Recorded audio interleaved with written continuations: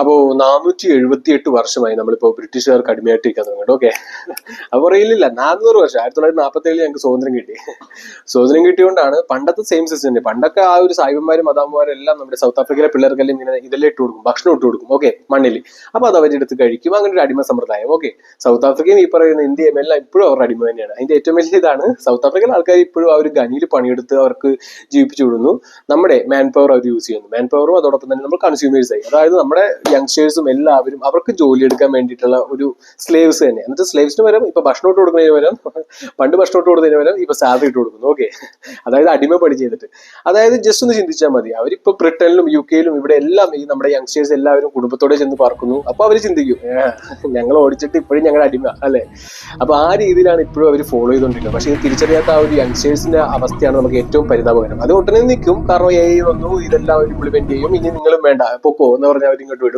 ഇവിടെ നമ്മൾ വരുമ്പോഴും നമുക്ക് ആരുമില്ല. ഓക്കെ, അതായത് അപ്പൂപ്പന്മാരാണ്, സ്വന്തം കാര്യം മാത്രം നോക്കിക്കുന്ന അപ്പൂപ്പന്മാരാണ് ഇവിടെയുള്ള ഭരണാധികാരികളും എല്ലാവരും. ഓക്കെ, പക്ഷെ റിലാക്സേഷൻ യൂണിവേഴ്സൽ ഹ്യൂമാനിറ്റി കിടത്തിനും അത് പറ്റില്ല. കാരണം സമസ്ത പ്രപഞ്ചത്തിനും സന്തോഷവും സമാധാനവും ആരോഗ്യം നൽകുക എന്നുള്ളത് ഞങ്ങളുടെ വാഗ്ദാനം തന്നെയാണ്.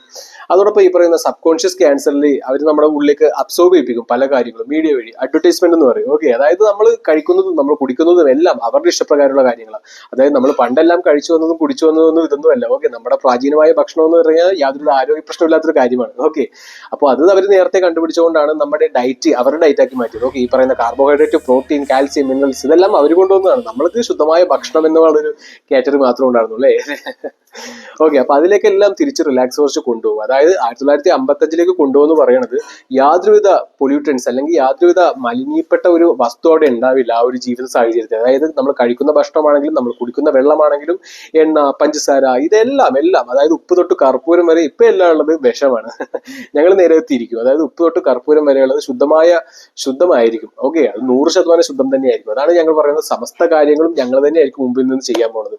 അപ്പൊ ഈ പറയുന്ന അടിമകളെല്ലാം ഈ 2027 മാക്സിമം എത്തുമ്പോഴേക്കും അവർ തിരിച്ചുവിടും. അപ്പോൾ അവർക്കും ആ ഒരു ജീവിത സാഹചര്യത്തോട് ഒരുക്കണം. ഓക്കെ, ഈ പറയുന്ന ലോൺ ആണെങ്കിലും ഈ പറയുന്ന കാര്യങ്ങളെല്ലാം അവരുടെ തലക്ക് ചുറ്റും ഇങ്ങനെ കയറിട്ട് മുറുക്കി കഴിഞ്ഞു. അതോടൊപ്പം തന്നെ ഈ ഒരു നമ്മുടെ ബ്രെയിനിലെ മിറർ ന്യൂറോൺസ് വഴി നമുക്ക് ഈ സിനിമാ നടന്മാരോടെല്ലാം അതിയായ ആവേശവും ഇതെല്ലാം ആരാധനയൊക്കെ തന്നു. അപ്പൊ അവരെയും യൂസ്ലൈസ് ചെയ്ത് നമ്മളെ ഇങ്ങനെ നശിപ്പിച്ചുകൊണ്ടിരിക്കുന്നു. അപ്പോൾ ഇതെല്ലാം കണ്ടുപിടിച്ച സ്ഥിതിക്ക് ഇല്ലാതാക്കും. അല്ലെങ്കിൽ ഭാവി അതായത് ആ ഒരു ഗർഭസ്ഥാവസ്ഥയിൽ വളർന്നുവന്ന കുഞ്ഞിന്റെ ശരീരം നശിപ്പിക്കലാണ് അവരുടെ ഏറ്റവും വലിയ മോട്ടീവ്. ഓക്കെ, അതായത് നമ്മളെ നശിപ്പിക്കലല്ല, ഈ ഒരു കുഞ്ഞുങ്ങൾ, അതായത് ആ ഒരു എംബ്രിയോ വരുന്ന കുഞ്ഞുങ്ങളുടെ എല്ലാം നശിപ്പിക്കൽ. അപ്പോൾ അതെല്ലാം ഇല്ലാക്കണമെങ്കിൽ ശുദ്ധമായ പ്രാണവായു, ശുദ്ധമായ ഭക്ഷണം, ശുദ്ധമായ ജലം, ശുദ്ധമായ അറിവ് ഇതെല്ലാം നൽകണം. ഓക്കെ, അതൊന്നും ഒരിക്കലും ഇവിടുത്തെ ഈ അപ്പൂമാർക്കും അല്ലെങ്കിൽ ഈ പറയുന്ന വിഡ്ഢികൾക്കൊന്നും സാധിക്കില്ല.